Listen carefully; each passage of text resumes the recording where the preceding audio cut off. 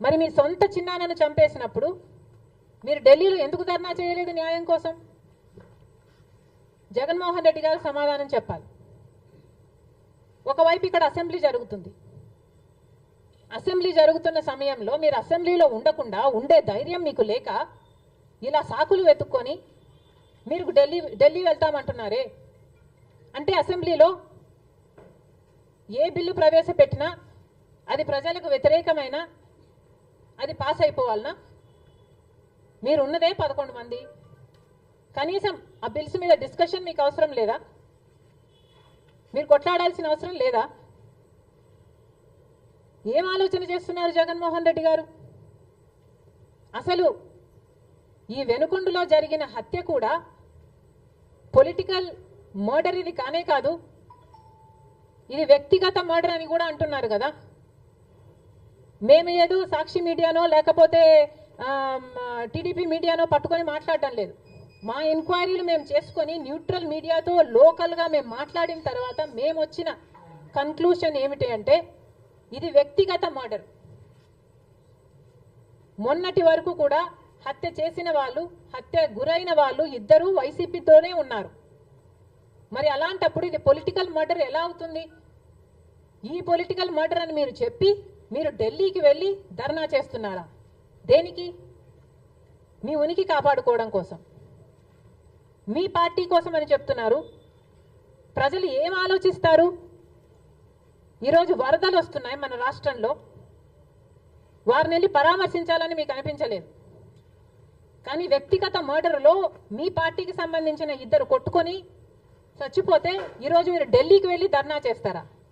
ప్రజల కోసం మీరు ఎందుకు నిలబడలేదు? మీ పార్టీ వాళ్ళు ఓటేస్తే మీరు గెలిచారా? మీ పార్టీ వాళ్ళ కోసమే మీరు ముఖ్యమంత్రి అయ్యారా? 5 సంవత్సరాలుగా మీరు ప్రజల కోసం పనిచేయలేదు, కానీ ఈరోజు ఢిల్లీకి వెళ్ళి ధర్నా చేస్తారట. సిగ్గుండాలి కదా. కానీ ఈ విషయంలో పోలీసులను కూడా అడుగుతున్నాం. నడి రోడ్డు మీద ఇలా హత్యలు చేసుకుంటుంటే పోలీసులు ఏం చేస్తున్నారు? ఆంధ్ర రాష్ట్ర పోలీసులుగా మీ బాధ్యత కాదా లా అండ్ ఆర్డర్ మెయింటైన్ చేయడం? ముఖ్యమంత్రి గారు, డిప్యూటీ ముఖ్యమంత్రి గారు చంద్రబాబు గారు, పవన్ కళ్యాణ్ గారిని కూడా ప్రశ్నిస్తున్నాం. మీ హయాంలో నడి రోడ్డు మీద ఇలా మర్డర్లు జరిగితే మీరు బాధ్యులు కారా? మీకు ఆపాల్సిన బాధ్యత లేదా? లా అండ్ ఆర్డర్ ఉన్నట్టా చచ్చిపోయినట్టా మన రాష్ట్రంలో? మళ్ళీ చెప్తున్నాం, మీరు జోక్యం చేసుకోండి, ఇలాంటివి కాకుండా చూసుకోండి. పోలీసులు కూడా అప్రమత్తంగా ఉండాలి. ఈ లా అండ్ ఆర్డర్ సిచ్యువేషన్ని కంట్రోల్ చేయాల్సిన బాధ్యత పోలీసులకు ఉంది, ముఖ్యమంత్రికి ఉంది, డిప్యూటీ చీఫ్ మినిస్టర్కి ఉంది. దయచేసి మళ్ళీ ఇలాంటివి జరగకుండా చూడండి.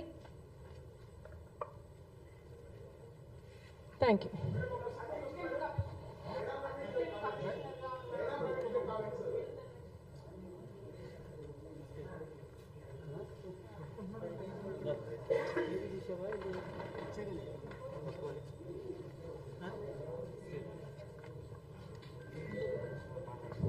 అందరికీ నమస్కారం.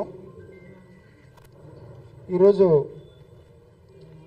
ఈ పత్రికా సమావేశంలో అధ్యక్షుల వారు చెప్పిన యథార్థాలు అన్నీ, ముఖ్యంగా రైతు ఎంత ఇబ్బంది పడుతున్నాడంటే గత 5 నెలలు అయ్యింది. 5 నెలల కిందట రైతు దగ్గర ఉన్న ధాన్యాన్ని అంతా కొనుగోలు చేశారు. ఇవాళ వరకు కూడా ₹1 కూడా ఏ సొసైటీకి జమ చేయలేదు. దీని మీద ఈరోజు కూడా కోనసీమ కలెక్టరేట్ ముందు ధర్నా చేస్తున్నారు. అలాగే అన్ని జిల్లాల్లోనూ కూడా రైతులందరూ కూడా ఏకమయ్యి ధర్నాలు చేసే పరిస్థితి వచ్చింది. 5 నెలల నుంచి రైతు ఏ విధంగా తింటాడు? పండించిన పంట ఇప్పటికే నానా బాధలు పడుతుంటే పండించిన పంట ఇచ్చిన కొనుగోలు చేసినటువంటి ధాన్యాన్ని కూడా ఈరోజుకి ప్రభుత్వం సొమ్ము ఇవ్వలేదు. కాబట్టి తక్షణం ఈ ప్రభుత్వం వెంటనే రిలీజ్ చేయమని చెప్పేసి రైతుల పక్షాన్ని మేము కాంగ్రెస్ పార్టీ పరంగా డిమాండ్ చేస్తున్నాం.